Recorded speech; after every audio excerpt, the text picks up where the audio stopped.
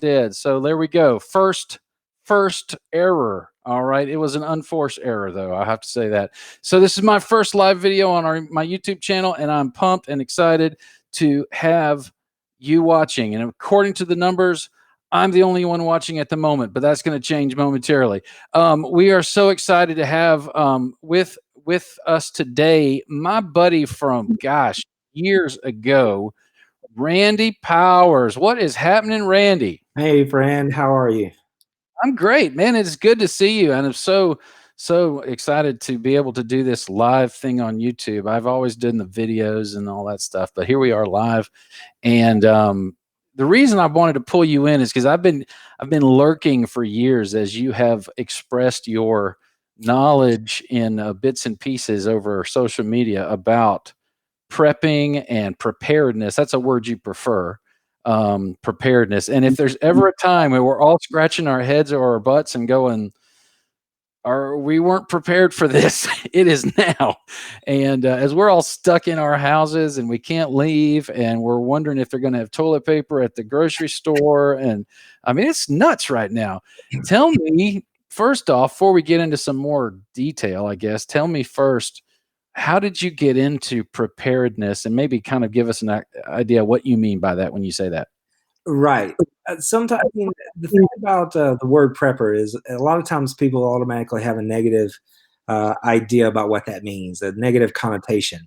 When the reality is, you and I are both old enough to remember a time when prepping was what your grandmother and grandfather did every summer when they had a garden, or they decided to can their own food, or maybe they had to make their own clothes, right? Because their families just couldn't run to the store. So it's not a new thing by any stretch of the imagination. And you can call us whatever, but I personally prefer the idea, and what we practice is more of a lifestyle of preparedness, right? Just a baseline of readiness that we maintain all the time, with an eye to the fact that unexpected things happen all the time.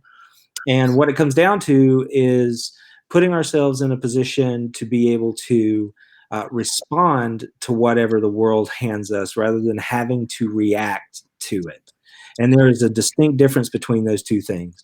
Well, the world handed us a bucket of poop. Yeah. Man. So how were you ready to deal with that? Well, again, it just comes from years. It's taking the long range focus of it, because let's just go back to the prepper preparedness thing. A lot of times, and unfortunately, it's true. People think of preppers as people who go out and just buy a bunch of stuff, and they somehow think that that stuff is magically going to insulate them from anything bad happening ever. What makes that worse and compounds the problem is they buy it and they put it in a closet and they never think about it again. Sometimes they even forget that they have it. So they have this false sense of security out there about, man, I'm ready for anything. When in actuality, without a little bit of forethought and guidance, what they've done is spend a lot of money on stuff that they didn't need and that they don't know how to use. Whereas when you take a longer range view of it, like we have, the idea of a lifestyle of preparedness has helped us decide what sort of house we wanted to buy when it came time to look at that kind of thing. We wanted to have room to garden. We wanted to have room to plant fruit trees and bushes and things like that. So, it just factors into every part of our lives. Everything from having a lengthy commute to go to work.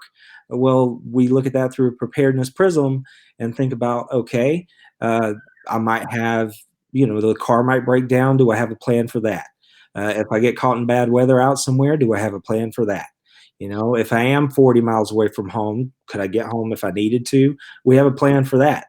So again, it's just you acknowledge that the universe isn't always your best friend, and you decide to try to mitigate those impacts. And you can do that with just a little forethought. It's something everybody can do as long as you take a measured, rational approach to it. Okay, so I don't have to have solar panels on my house to be ready and prepared. Is that what you're telling me? That's exactly what I'm telling you. Now, there are advantages to that, but that's a different discussion. Yeah. Okay. So now you told me before we went live, you told me that you saw this coming a month before anybody was really talking about it. Yes, it, Tell me about this. it feels very weird to say that because people might take it as me saying, I told you so. And that is not at all what I'm trying to say about that. But the reason I sort of had a feeling we could be headed in a bad direction is going back to about the time I was graduating college. I stumbled on to the idea of infectious disease and pandemic. It feels very weird to say. Oh, sorry about So, that. that's all right. And so I stumbled onto the idea of infectious disease and pandemics and what that might look like. And immediately that became the number one thing that concerned me when I looked at a threat matrix in my life. Because history tells us that they've happened before, they will happen again, and it's always Russian roulette about which one is going to be the one that really undoes, the world that we live in. So for 20 years, pandemic was on my radar. And over that 20 years, I learned more and took more in about it. And what it came down to me was I had the basic knowledge because pandemic was important to me. So I had accumulated that over years and just how viruses act and how people act in response to those viruses. And the most important part, and this will make sense seeing as how I'm a journalist anyway, is sussing out who I could trust, responsible journalists on the ground in the places where these things are happening, experts who deal with infectious disease and things like that, following their lead because they were the ones who were like putting out the call back then. And then the things I was hearing from them then started to get backed up by the larger organizations like the World Health Organization. And once you start to see pieces stack up, it's not one piece of information and then you take off and execute a plan based on that. But once I had a nice envelope full of pointers all trending in the same direction, and then I pieced into it what I thought I knew about it, I decided this was something that we should pay attention to. So at the end of December, I first mentioned it to my wife. That was about the time the WHO said that there was a problem, something was emerging in China. The next week, we had the first week of January, we had our first real conversation about this could be something that's going to hit us right here in our small little town in Georgia. And then the next week, I felt like we were downhill towards where we are now. And the only thing that could have mitigated that was the proper response. Wow. Okay. So I got ahead of myself. I want to tell folks a little bit about you. And so to do that, I'm going to pull up my little notes here. All right. Since I got some good ones. All right. So here we go. Randy Powers is a graduate of the Grady College of Journalism, UGA. Go Dogs. Go Dogs. That's right. Woof, woof. A journalist with a career spanning 20 years of all forms of media, including radio. And that's where we met. Yes. Print, digital, and television. And since 1998, I think it was about that time, not too much after that you and I were doing stuff. Yeah. Randy's worked with an international broadcast media outlet. I'm not going to say the name for both of our benefits, but I guarantee you know them. Okay. And credits as a media manager, editor, producer, speaker, and lead trainer. And this is cool, has been a contributor on 3 projects that were awarded the prestigious Peabody Award in 05, 08, and 10. That's pretty awesome, Randy. But using his career as a journalist, he's widened his focus to include disaster preparedness, becoming an entrepreneur as the founder and chief managing partner of Practical Tactical. From the platform, Randy works as a personal preparedness consultant. So here he is consulting you, and aren't you lucky you subscribe to this channel to get this benefit? You've written 3 books now. One was co-written. Is that right? Correct. With my buddy Steve Conkley. who is just a really great guy. And let me just go ahead and put these guys up. Shucks, I hit the wrong button. So we're going to put up the picture from the first book, which is Practical Tactical Quick Start Guide. Tell us a little bit about that book. Right. This was a book. This is also tied into Steve, oddly enough, but this is a book that is essentially the kind of book that everybody should have on the bookshelf. Because if you know nothing about owning a home or being prepared at all, this is the book that you want, because it walks you through how to deal with power outages, if you have a fire in your home, just the basic concepts of preparedness. This is the starting point that everybody could have on the bookshelf and get something from it. Okay, let's pull up the next one real quick. And I'll make sure I find the right thing here. So this is called, this is cool. This is the one that you co-wrote with your buddy. Practical Prepping, No Apocalypse Required. Yes. And the title tells you everything you need to know about that book. Steve Conklin, if you don't know his work, he's a New York Times bestselling, USA Today bestselling author. He writes thrillers, and he had dipped his toe into the post-apocalyptic pool he started writing the book, The Jakarta Pandemic, back in 2010. And I stumbled over that book around about 2012. And I reached out to Steve and I said, I think this guy gets it, but I want to talk to him to see if he actually gets it. And so I interviewed him for my blog at the time. We actually hit it off, became fast friends. And then 2 years later, he said, I have an idea. Let's take a fun approach to preparedness.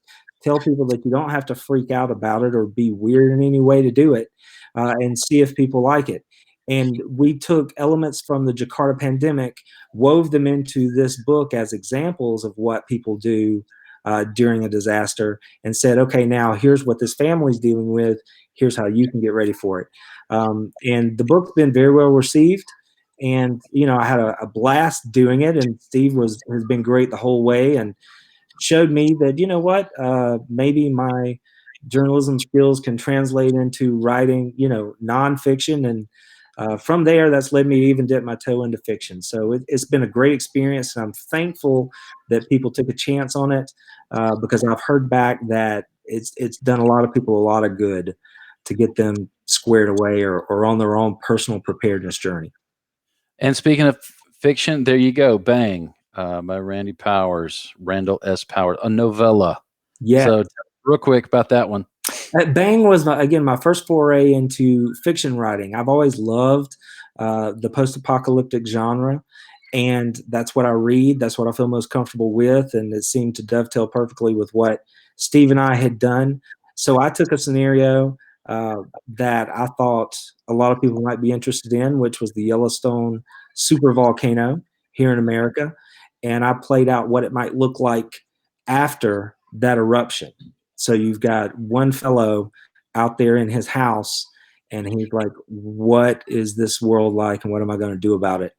But it's gritty, and it's heart-wrenching, and it is not a happy story. I'll just tease you with that part of it. But it was fun. It was fun to do. It's a short story, so it's priced accordingly. It's only available as an ebook. Because it is so short, there's no point in trying to do hard copies. But had a blast doing it, and I'm always trying to spin the next yarn, as it were. All right, we got a question here from the chat. I'm gonna throw it up. Is there a way to jumpstart? This is from the ticket stubs. Is there a way to jumpstart a garden during this C-19 breakout? Well, absolutely there is. But now, obviously, this depends on where you are in the country, right? So we each have different gardening zones. But as we talk today, you can still get seeds and things like that. So I think most big box stores like Home Depot are still operating because they're considered essential, because there are things that you can do to for your home. You need them. So you could probably go to any store like that and get yourself some seeds, or better yet, get some of the plants that are already established. You can get those for $3 or $4 per plant. Decide what it is that you're going to eat, and that's what you're going to want to grow. If it's still cold where you live, or you run the risk of frost, you can do what's known as a cold box, with some window panes if you have them, some plexiglass. Put it over the top of a frame.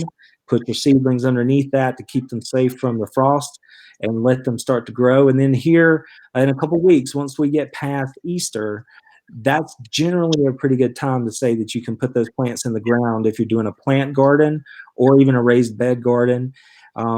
If you have, I'm sitting here right now beside a rack full of seedlings that we've started from seed, and we just did them inside in front of a big picture window. So if you wanted to jumpstart those things, you can do that right now inside your house or on your patio. You can start your seeds if you're going that route. And then when it gets warmer, you just put them in the ground, a little TLC and some water, and hopefully you'll be all right. And herbs is another good thing you can do. There are a lot of good small herbs that you can do indoors or on a deck or patio, something like that, and that'll get you started. Well, I think it's a great question and a little bit of a jump from the subject where we were, but the point is, we're all sitting there going, "Man, I wish I didn't have to go to the grocery store right now." Obviously, you can't start a complete produce department, overnight. But is there tomatoes seem to be pretty easy to grow. I personally can't stand tomatoes, though you can do a lot of things with them. Yeah. Uh, Potatoes, corn. Talk to me. Anything in particular that comes to mind as this is a staple that is worth investing some time in having? So, like, you mean in a garden, what would you want to try to grow? Yeah. Okay. So again, there are a lot of things that none of this is going to happen quickly, clearly. Right. Um, so, but something, if you like them, again, I'll say it again, buy and or grow the stuff that you know you're going to eat. This is not an opportunity or a time to be trying out a bunch of new stuff if you're actually thinking you're going to need to eat this food, right? So Yeah. grow the stuff you need. So for us, what that turns out to be is potatoes. Sweet potatoes are wonderful. They're very, very hardy. They're very easy to grow. So potatoes of any variety, but we love sweet potatoes. They're very nutritious. Um, and then things like you say, tomatoes are very easy to grow. Lettuce varieties are pretty easy to grow, so you could constantly have fresh produce, right? That breaks up your meals. So let's say you have a pantry full of canned goods, but you need something else. Lettuces are good options for that. Um, any of the root vegetables, so beets, carrots, potatoes, anything like that, if you have the room to grow them, is a good option because they give you so much back as far as nutrients are concerned. Okay, so let's back up a step from that. And you were talking to me before we went online. Our culture, at least in the urban world, and both of us live in the Metro Atlanta area. Hmm. There is, you were saying most folks don't have a week's worth of groceries. I mean, Right. The cold hard facts are, and these are not my numbers. You can Google any of these things, anything I'm about to tell you, and verify what I'm saying. We're speaking in generalities here. But the average food that comes to your plate travels to you from about 1,500 miles away. Most of us don't, and when I say most of us, I mean the general household doesn't have more than at most 5 days worth of food in their pantry at any point because it's so easy to just hop out to the store and grab what you need that day. And through the design of most modern housing, most people don't have deep pantries or rooms dedicated to doing nothing except dry stock. So we're limited in that way too. Um, that's why I say that the average family has 3 to 5 days of food on hand. So if you're somebody who eats out a lot or just doesn't want to bother with cooking something that doesn't come straight out of a microwave, you can find yourself in short supply in a hurry. And what makes that worse in a situation like this is the fact that, again, John, not to tell everybody how old we are, but back in the day, you could go to the grocery store, the shelf might be empty, and you could ask your friendly helper there to be like, hey, do you have any more of whatever? And they might go to the stock room and say, here you go, have a great day. And that's not how it works today. Essentially, back stock rooms do not exist anymore, and that's thanks to the wonderful complexities of our society, one of them known as the just-in-time delivery system. Uh, and everything is so managed right now, both to trim cost as well as because of the complex trucking systems and delivery systems, the international trading systems that we have. When you go buy, say, you go buy a bottle of Coca-Cola at the Kroger, right?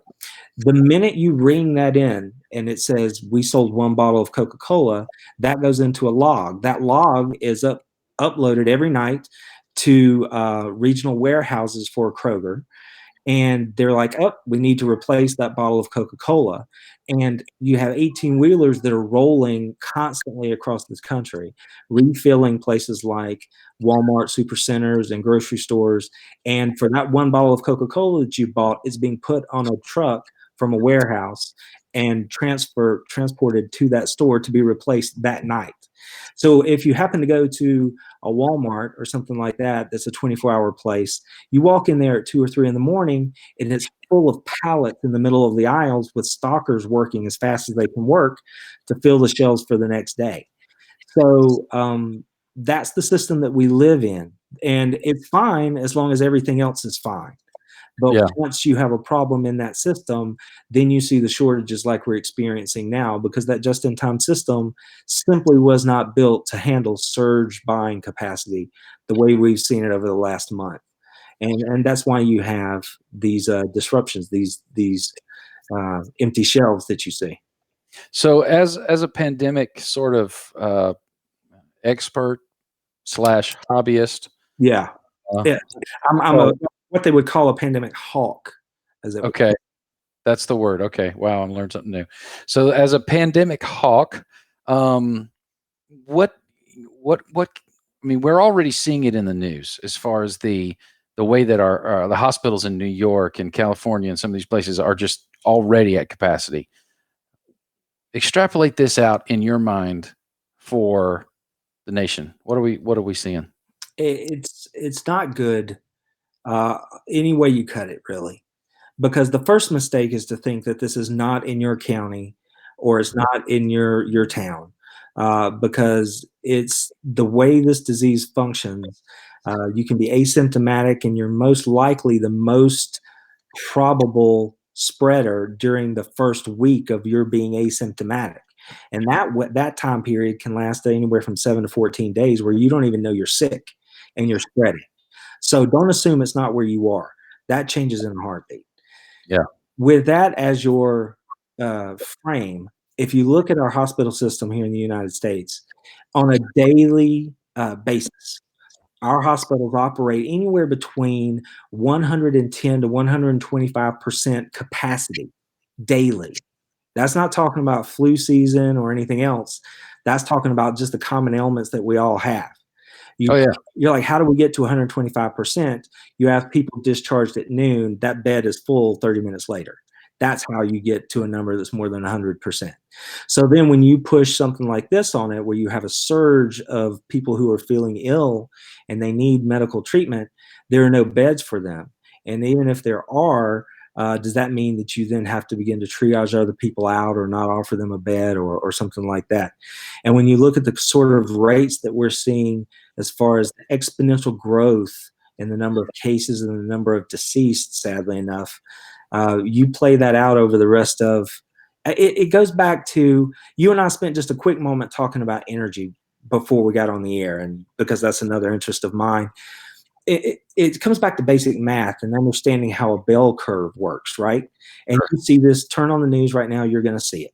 And it means you ramp up as the cases hit a high point, and you reach a peak when it's the worst, and then you come down on a slope on the other side.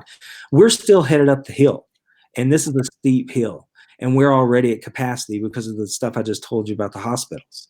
And it doesn't just stop with hospital beds. I mean, we're talking about ICU beds are even more restricted than hospital beds, right? And then the materials that make an ICU room, like ventilators, are even more restricted. So the cold, hard, brutal truth of this is that there are people that are not going to make it to the other side of it simply because we are not able to meet the needs of every person. Yeah. And if you say more than that, you head down a bunch of roads. Why? But that's not what this conversation is. But I would say that I'm in Georgia. So I would say when you look at a place like Georgia or New York, you're looking at a state that's probably going to peak somewhere between April 20th and the first part of May. But then you have other states, massive states like California, who are behind us on that curve because they tried to implement social distancing sooner, right? So when you see that that is still coming in Michigan, and you look at Texas and places like that, Louisiana, and see that it's not like a hurricane where it hits us one day and it moves on. This is going to be a problem that's with us for the next 2 to 3 weeks. And that I'm just talking about the crest, reaching the crest of the problem. Right. You still have the slope on the backside that you have to get through, and the longer we stay out and about and stir this thing up, the longer it's going to take us to get through it all. I have my neighbor works at the CDC. He's a scientist there, and he works in the before this broke out, he was in the Ebola, the big, scary, infectious pandemic kind of style stuff. That's was his area of research. And then when this started to break out, everybody obviously moved. That was a scientist researcher moved over to the COVID-19 side of things. But he told me, I mean, I was just trying to make small talk, and I said, "Hey, I'm not going to call his name because I don't want to get him in trouble." But I said, "So is this thing like this was before everybody was like, okay, back about 2 weeks ago when everybody was like, oh, the media's blown out of proportion. Oh, it's no big deal." Now everybody, I think, is pretty well convinced that that's not true. But I was talking to him, and he said, "Yeah, here's the real facts." Based on every model we're looking at, and this was the CDC from inside of the nasty virus department. He said one out of two Americans are going to test positive. If we could all get tested, we would eventually. One out of two of us. Like what? And he said out of that half, one of 25 potentially will die if we do not take this seriously. Yep. And I was like, you've got to be kidding. And so that was the moment when somebody I could see with my own eyes and talk to and reason with, who has data that he's been dealing with every day, told me that. I was like, okay, time to pay attention. So, but still, even still, I mean, no matter what I hear at every press conference, there's a part of my brain that goes, is it just sitting in my house is going to solve this problem? You know? I mentioned this to you right before we went on air. I've recently posted 3 articles on my website, 3 blog posts, and we can direct people there later if you like. But Want to give me that website? I'll pop it up here. the website is www.practicaltactical, the number 4, YOU.com.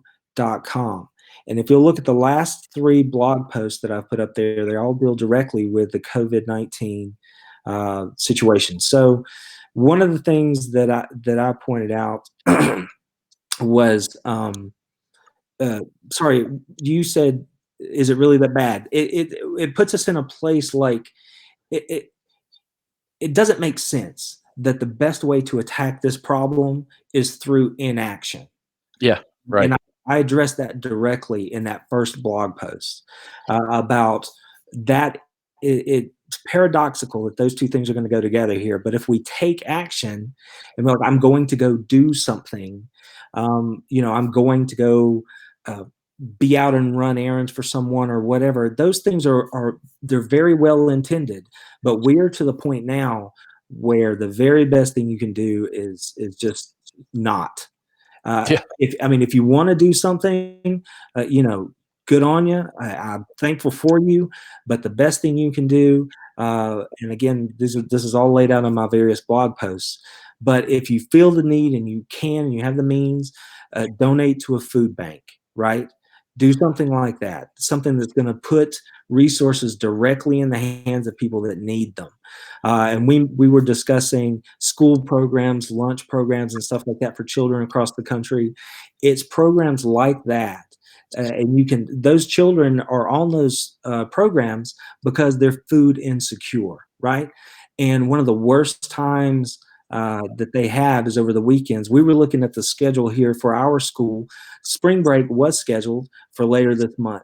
And on that week that the schools were on spring break, there are going to be no meals distributed, which is what has been going on, right, during this past 2 weeks. So think about all the families, including parents, who are food insecure because they're not going to go pick up those meals, right, for their child.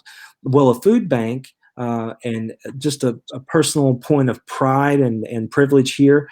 I have a daughter who's 5 years old. For her third birthday, the thing she wanted to do to celebrate her birthday was to volunteer at a local food bank. But Hmm. she wanted to make sure that children had enough to eat. And so we went and spent an afternoon at a food bank, and she bagged foods for children who were going to come in and pick them up, or they were going to be delivered to those families that were food insecure so that they would have food over the weekends, right? That's Um, awesome.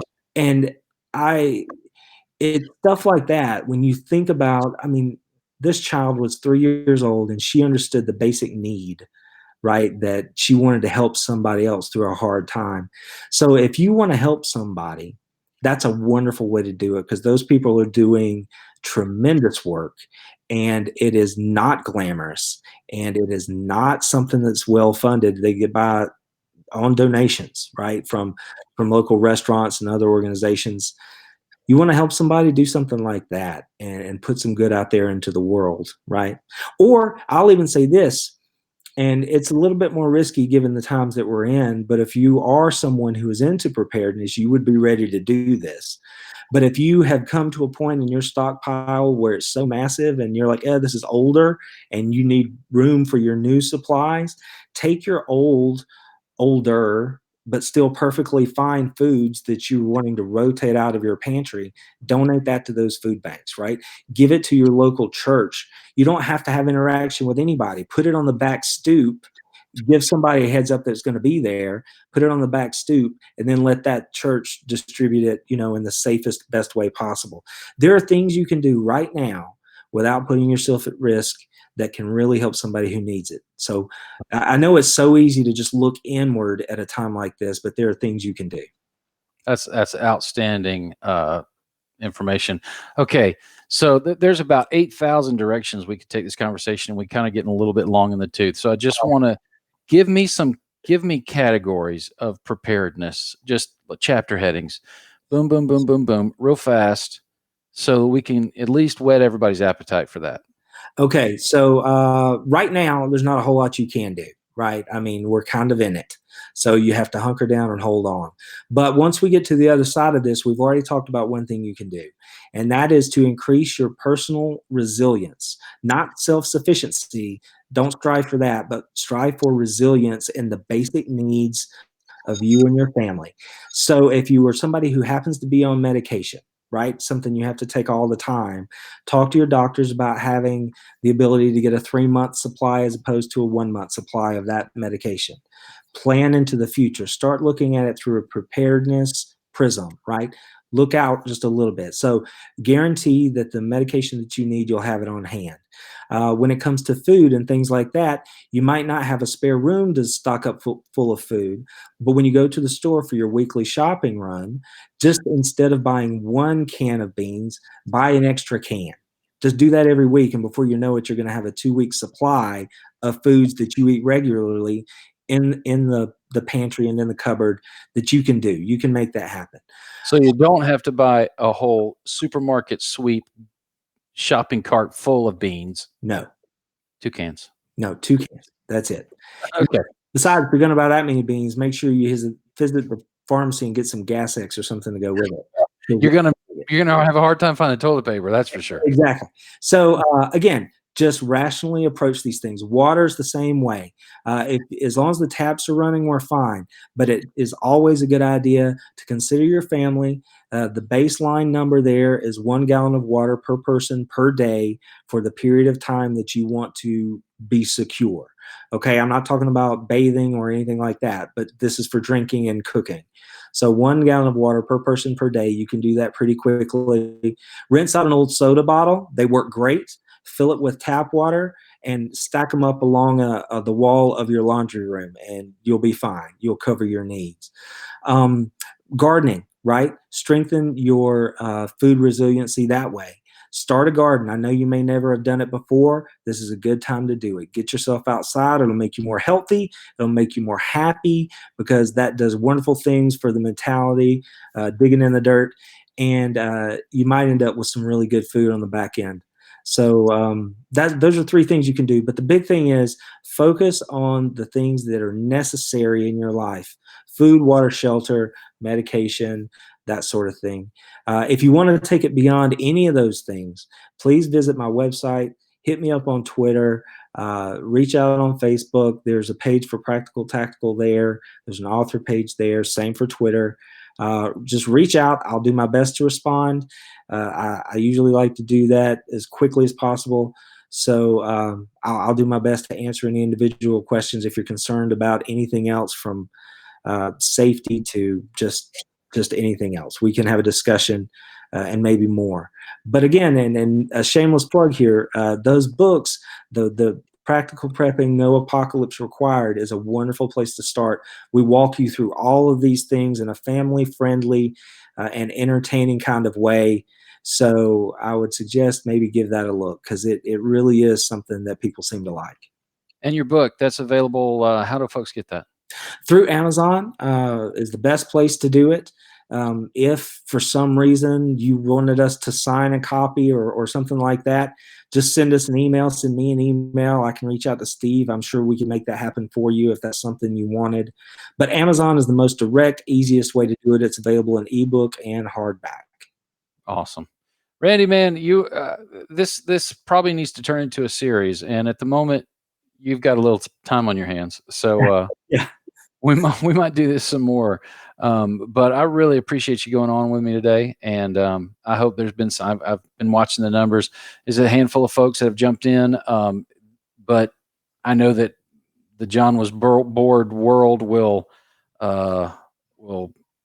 take it and run with it. So I appreciate it very much, and man, we're gonna have to get through this together somehow. So. Just real quick, John, one thing I forgot to mention is what we're doing right now is a fantastic thing to do, right? Reach out. Don't, just because you're alone, just because we're separate doesn't mean we have to be alone.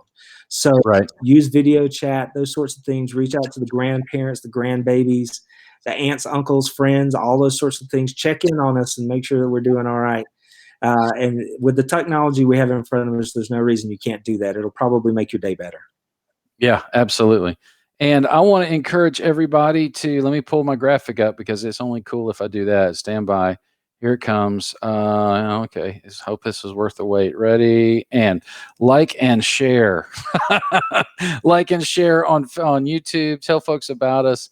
And I appreciate you subscribing. Of course, you got to, where's my hand? There you go. Got to ring the little bell that's going to be over here when you subscribe, so that you get notifications when we go live. Because I think, if Randy's amenable, I know the pay is great for you. Hopefully you can do this for us again soon. So, all right. Well, thanks again, Randy Powers. Go to Practical Tactical, the number 4 for you.com. I had it up here. I'll put it up there one more time. There we go. PracticalTacticalForYou.com. Awesome blog posts there. Links to all the resources, all the social connections. And until next time, my phone is going to continue to ring. Until next time, this is John Was Bored, and I know you're bored right now.